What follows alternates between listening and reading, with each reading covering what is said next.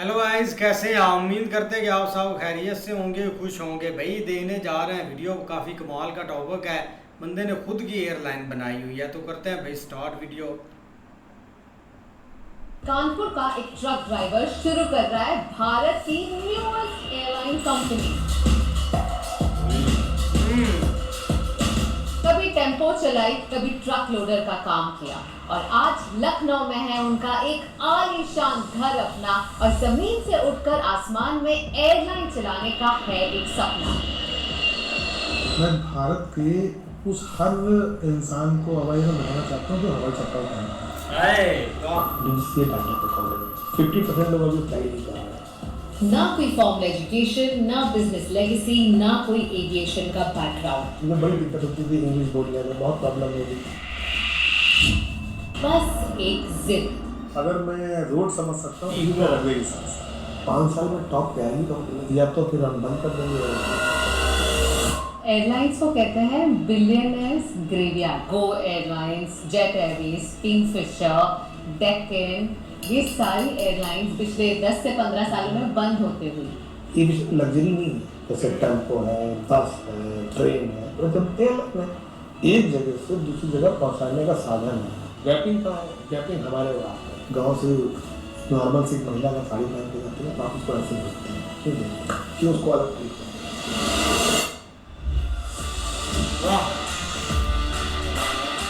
मेरे पास लगभग कुछ नहीं तो 21 से 22 गाड़ी आ रही है। बहुत अच्छी लगती चलाने में। आप इसका साउंड सुनिए, ये जो स्टार्टिंग बटन है सेम डिट्टो प्लेन्स। ओए ओए वाह, कमाल है। लैम्बोर्गिनी यहाँ है, 6.5-7 करोड़ की है।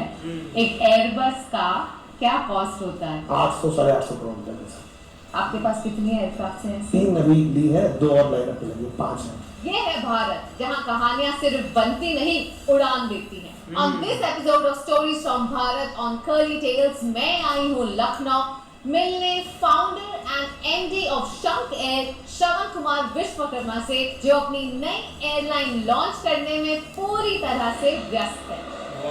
तो हम कर्ली टेल्स वालों को, हमारे एम्प्लॉइज को डिस्काउंट मिलेगा? नहीं, आपके लिए फ्री में उड़ा दूँ।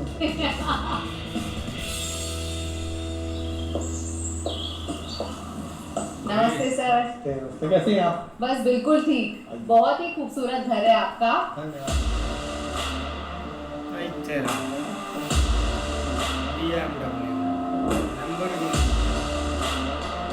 कब से रह रहे हैं आप यहाँ? लखनऊ में तो हो गए कम से कम 14-15 साल, बट यहाँ भी मैं जल्दी आया हूँ, जल्दी घर पे बनाया है।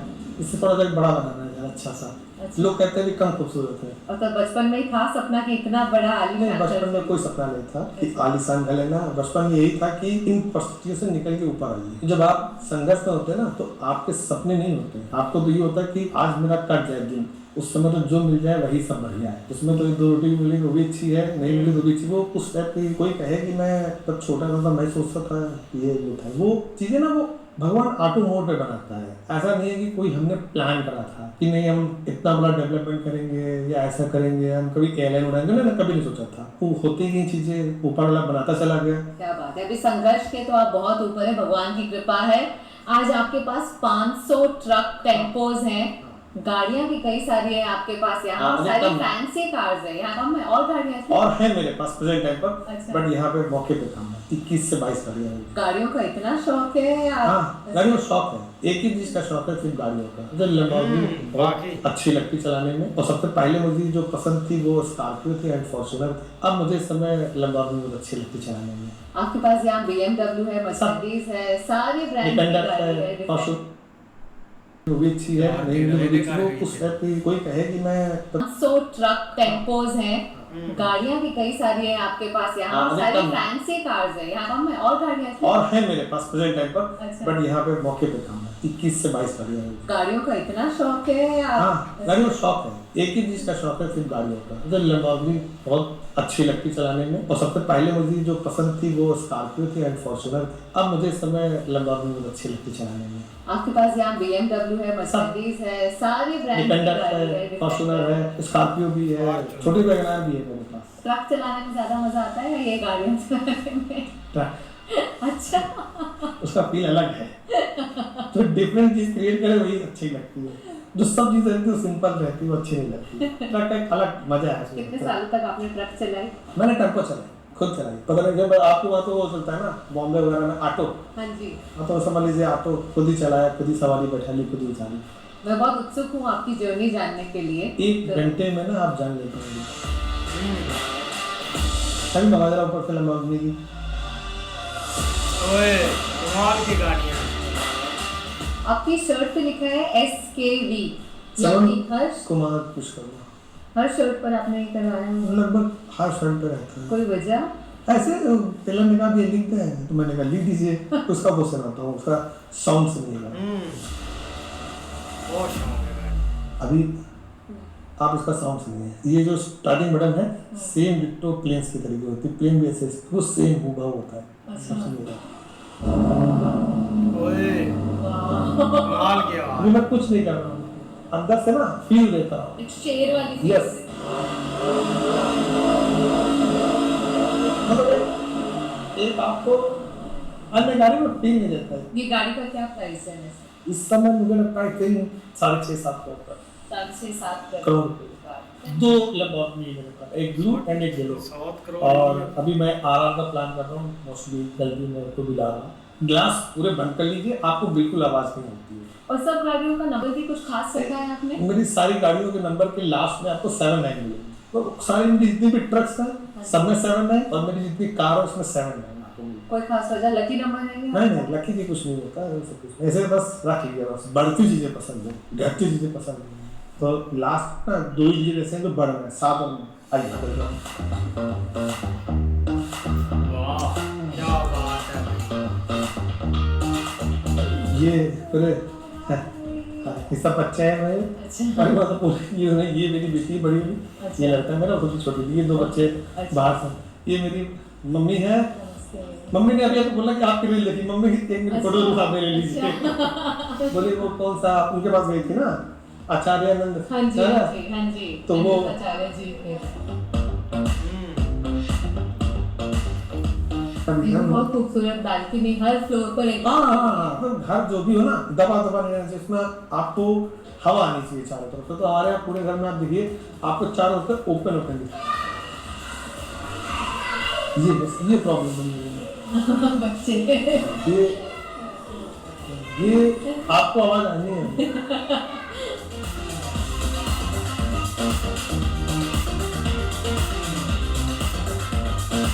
कहाँ था आपका बचपन? बाई बर्थ मेरा यहाँ से आप जाएंगे 60 किलोमीटर दूर एक उन्नाव सिटी पड़ती है, वहाँ पे मैं हुआ था। बहुत मध्यम गांव था, बहुत नॉर्मल फैमिली थी। हमारे फादर एक तरीके से फार्मर थे।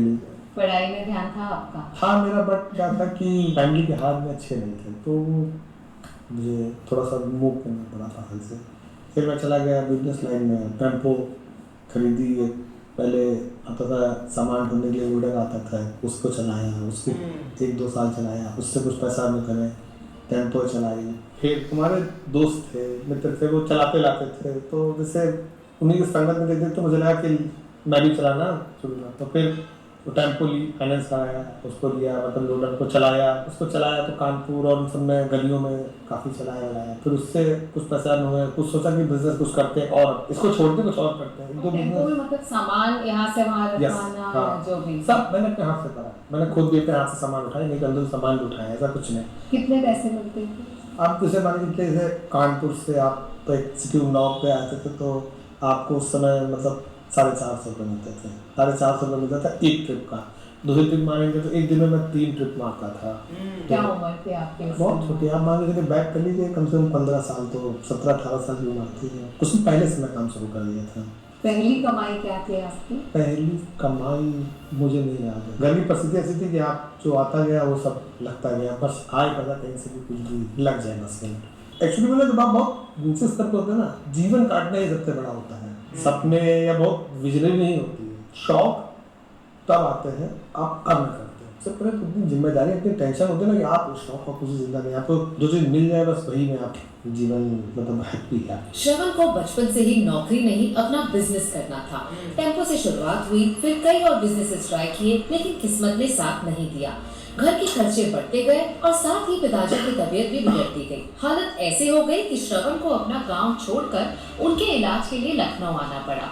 दवाइयों और हॉस्पिटल के खर्चे संभालने के लिए श्रवण नए मौकों की तलाश में भटक रहा था और फिर एक दिन उन्हें मौका मिला रेत यानी सीमेंट माइनिंग के बिजनेस में कदम रखने का। सीमेंट ने हमको सोच का एक नया रास्ता दिया कि हम मल्टीपल व्यापारों में गए। माइनिंग में गए, उसका बेनिफिट मिला। माइनिंग से मैं ट्रांसपोर्ट करा, उसका बेनिफिट मिला। हमारे जो आसपास के हमारे मित्र हैं उनका बहुत अच्छा सपोर्ट रहा। हमारे रिश्तेदारों का तो कोई सपोर्ट नहीं रहा। वो तो मतलब मैं कहता हूँ कि ऐसे रिश्तेदार किसी को ना देगा वो तो सब मजा लेने के लिए थे। जब मेरा टाइम खराब था तो बट कुछ ऐसे मेरे दोस्त रहे जिन्होंने मुझे सपोर्ट करा, तो वो सपोर्ट करा। ट्रांसपोर्ट का मतलब ट्रक्स जो थे वो आपका ट्रांसपोर्ट का एक ट्रक हमारे ट्रक्स कैसे नहीं, हमारे जो ट्रक्स हैं वो हमारी खुद की माइनिंग से एक तरीके का जो स्टोन होती है वो लोड करते हैं, हमारी अपनी जो साइट्स होती है उन पर गिराते हैं। और वो देश भर में जाते थे या नहीं, हम यूपी फर्स्ट में हमने 4 ट्रक ली, फिर हमने 5 ली, फिर 9, फिर 7, फिर 20, फिर 25, फिर वो धीरे धीरे फिर 30, फिर 40, फिर 20, 25 ऐसे मतलब स्लॉट्स में आते गए धीरे धीरे वो काम बढ़ता गया। वो धीरे सीमेंट का काम भी साथ में चलता रहा। हाँ, सीमेंट का काम चलता ट्रक्स का भी ट्रक्स में चलता मतलब तो अब हमारा फोकस हमारी माइनिंग पे ज़्यादा है। बट ये Mining। आप हमेशा व्यापार ही करना चाहते थे। आप आपकी हाँ। परिस्थिति इतनी खराब थी पर तभी पता भी है, अपनी नौकरी नहीं मैं कर नौकरी नहीं करूँगा, मैं नौकरी नहीं कर सकता। भगवान ने जीवन दिया है आपको कुछ करने के लिए, नौकरी नहीं। मुझे नौकरी कभी नहीं समझ में आई। हर व्यक्ति के अंदर योग्यता होती है, बस केवल उसको निकालने की। मुझे लगता है नौकरी किया हुआ व्यक्ति सीमित दायरे में ही काम कर सकता है, वो जिंदगी जी नहीं सकता, वो ईएमआई की तरह की जिंदगी जीता है। पर व्यापार में भी आप हमेशा सफलता देखें वो जरूरी नहीं। आपके भी कुछ 2-3 व्यापार रहे जो नहीं चले। नहीं, वो मेरी गलतियों से नहीं चला। व्यापार में कुछ जैसे बेसिक नियम होते हैं। सबसे पहला तो आपको अपने व्यापार से ना आपको मोहब्बत होनी चाहिए। कोई व्यापार कर रहे हैं, उनको कुछ पैसा आना हुआ, उनको लगा कि मुझे कुछ और बिजनेस करना है, तो वो क्या करते हैं उसका पूरा पैसा निकाल के उस अन्य व्यापार बढ़ा जाता है। वो मत करिए, आप उसको कंटिन्यू चलाते रहिए।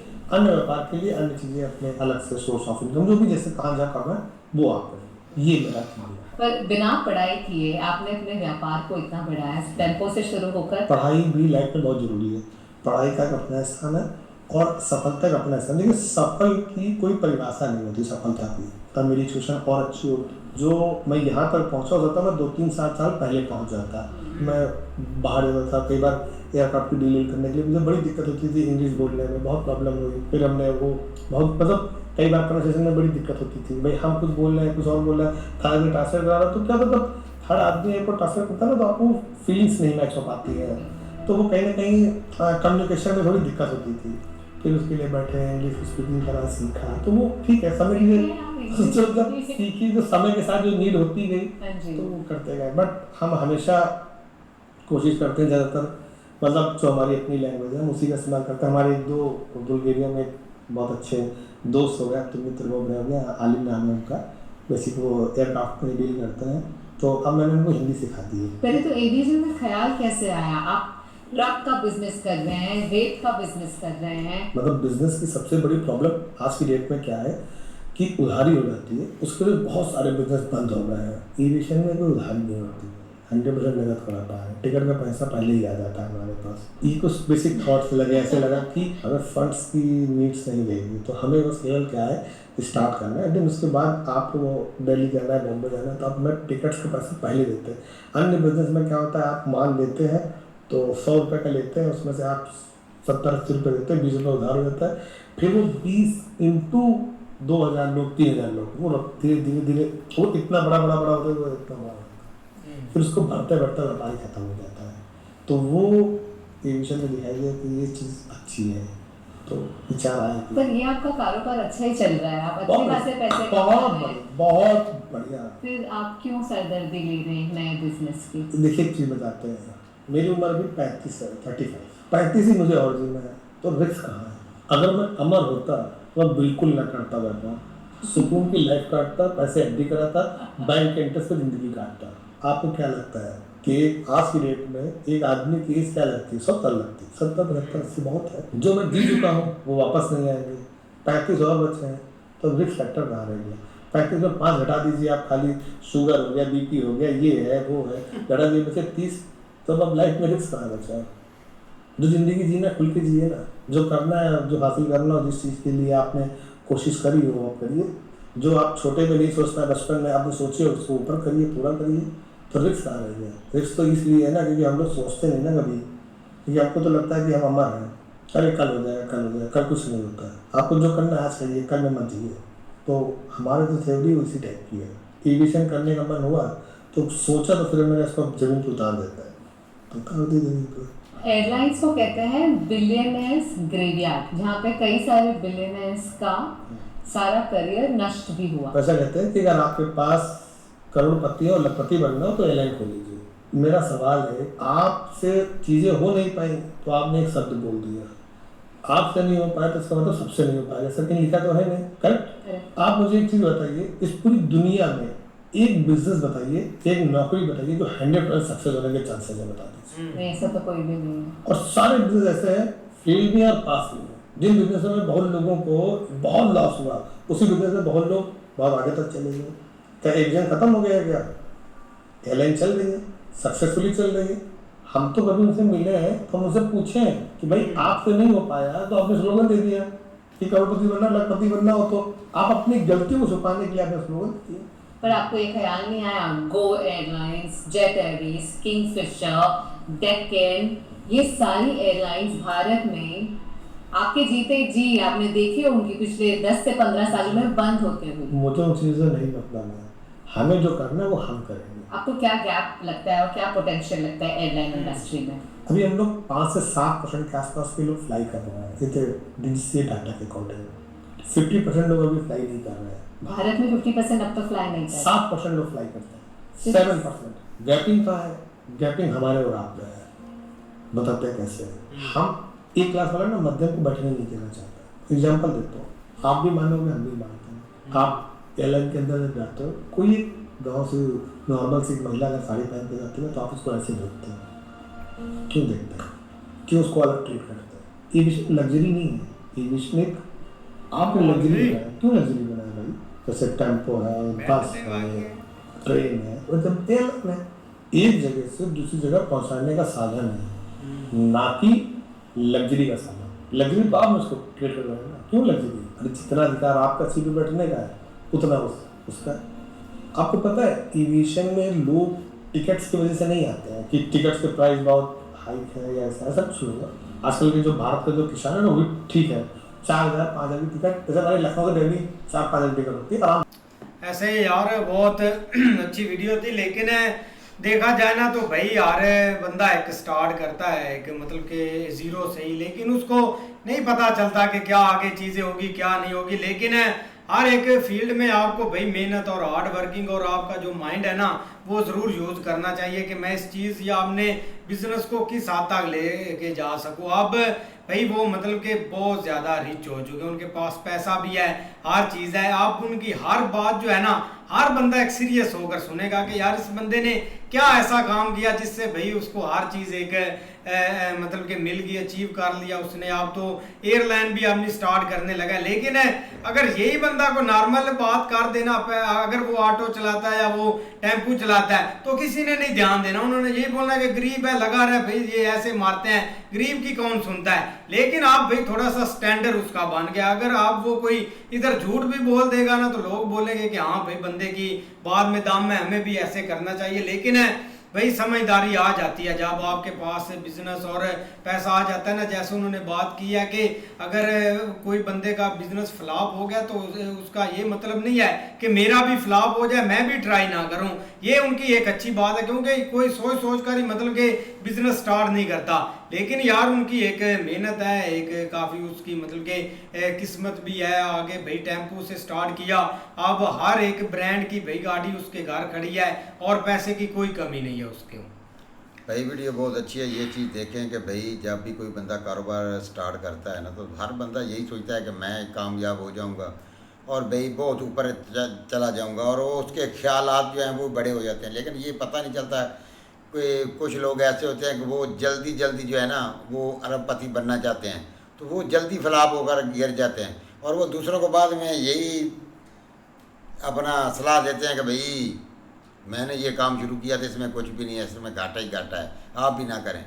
लेकिन उस बंदे ने भाई मेहनत की है, उस बंदे ने भाई टेम्पो चलाया है, उस बंदे ने लोडिंग की है, वो कार्टून उठा के खुद गाड़ी में लोड किए हैं, कार्टून गाड़ी से उठाकर खुद भाई आगे डिलीवर किए हैं। ये चीज़ है कि उस बंदे ने भाई मेहनत करने वाली अखीर की है। यहाँ तक कि भाई उस बंदे को जो काम भी मिला उसने किया है, लेकिन उसने उसके माइंड में एक चीज़ थी कि भाई मैंने जल्दी से जल्दी अपना कोई कारोबार स्टार्ट करना है, मैंने किसी के यहाँ नौकरी नहीं करनी। लेकिन उसने उस बंदे ने यार ये एक बहुत बड़ी मिसाल दी है कि हम लोग जो है ना, हम उस लोग यही समझें कि यार हम इधर नौकरी 30-40 हज़ार में कर रहे हैं और हमारा घर का सेटअप चल रहा है, बस हम इसमें बड़ा खुश हैं। हम ये नहीं सोचते कि आने वाले वक्त में ये 30-40 हमारा किसी काम का नहीं आएगा, इससे हमारा घर का जो अखराजात है वो पूरे नहीं होंगे। हम बस टिके हुए हैं कि बस ठीक है, सुबह जाते हैं शाम को घर आ जाते हैं, तो हमें जो है वो इतना पैसा मिल जाता है कि हम अपने घर का सर्कट चला सकते हैं। लेकिन आने वाला वक्त का हमें कोई पता नहीं कि उस वक्त महंगाई कितनी होगी और हमारी सैलरी तो वही की वही रह जानी है। लेकिन जो बंदा रिस्क ले जाता है अपना कारोबार करने की, वो बंदा भाई कामयाब हो जाता है। उसको पता है कि भाई आने वाले वक्त में पता नहीं क्या से क्या हो जाना है, तो उस बंदे ने भाई रिस्क लिया है। उस बंदे ने एक टेम्पो खरीदा, उससे फिर 2 खरीदे, आस्ता आस्ता भाई वो बंदा मेहनत करता गया और आज उसके पास इतना कुछ है, उस ऊपर वाले ने दिया है कि भाई उसको खुद पता नहीं है कि मेरे पास कितना कुछ है। सिर्फ एक रिस्क लेने की वजह से उसकी भाई ज़िंदगी में ऐसी ऐसी खुशियाँ आई हैं कि वो बंदा भाई आप अपने मुँह से खुद बता रहा है। तो जब आप यही एक नौकरी के पीछे लगे रहेंगे तो भाई सारी ज़िंदगी सिर्फ आप अपने बच्चों का पेट बड़ी मुश्किल से पाल सकते हैं, उसके अलावा आप कुछ भी नहीं कर सकते। इस तरह भाई वीडियो काफ़ी अच्छी है और ये देखे कि भाई के जो ख्याल हैं वो कितने अच्छे हैं कि ये देखे कि उसको भाई उसने जो मेहनत से भाई अपना सब कुछ बनाया गया। पहले भाई एक टेम्पो चलाया, अपना दूसरा वो काटन जो है वो अपना एक जगह से दूसरी जगह पर छोड़ा और मेहनत की। आज उसके भाई देखो कि उसके घर में 21-22 गाड़ियाँ भाई खड़ी हैं और एक से बढ़कर एक है भाई। करोड़ों की तो भाई अपना एक गाड़ी होगी कम से कम जो भाई उधर खड़ी हैं। BMW है कि और लैंड क्रूजर है, पता नहीं फॉर्चूनर, क्या कौन कौन सी गाड़ियाँ खड़ी हैं, ये हमें तो नाम भी नहीं उसके पता। लेकिन भाई उसने मेहनत किया और मेहनत का भाई उसको फल मिलाया गया। नहीं ऐसे ही अगला भाई उसका टारगेट है RR लेने का, लेकिन फिर भी अभी आपने भाई एयरलाइन वो लॉन्च करने लगा और उसके ऊपर भाई वो वर्किंग वगैरह स्टार्ट कर रहा है। लेकिन बंदे की एक बात जो है ना वो काफ़ी पसंद आई है कि वो कह रहा है कि नौकरी जो है ना उसकी तरफ मैं कभी गया ही नहीं और ना ही मैंने कभी सोचा है। तो यही मैं आपको जो है ना वो इस चीज़ के ऊपर ही कहता हूँ कि भाई अगर आप पढ़े लिखे हैं, थोड़ा बहुत आपके अंदर टैलेंट है ना, तो आप उसको इस्तेमाल करें और एक कोई अपना जो है ना वो स्टार्टअप स्टार्ट करें, उसके ऊपर मेहनत करें और जो है ना वो अपना बिजनेस करें, तो कोई ना कहीं आगे भाई रास्ते ज़रूर निकल आते हैं। थोड़ा सा टाइम ज़रूर लगता है, लेकिन जब जंप लगता है तो भाई वो फिर 2-4 सालों में चीज़ें जो है ना वो मतलब हाथ में आ जाती हैं। लेकिन बंदे ने भाई मेहनत तो ज़रूर की है, लेकिन इंडिया में भाई बहुत सारी ऐसी मिसालें आप देख लो। ये भी वीडियो आप सामने आई है, पता चला है कि एक बंदा कहाँ से कहाँ तक पहुँच गया। कमाल की वीडियो थी। ऐसे ही मिलते हैं नेक्स्ट वीडियो में, तब तक के लिए अपना ख्याल रखिए। Good bye, take.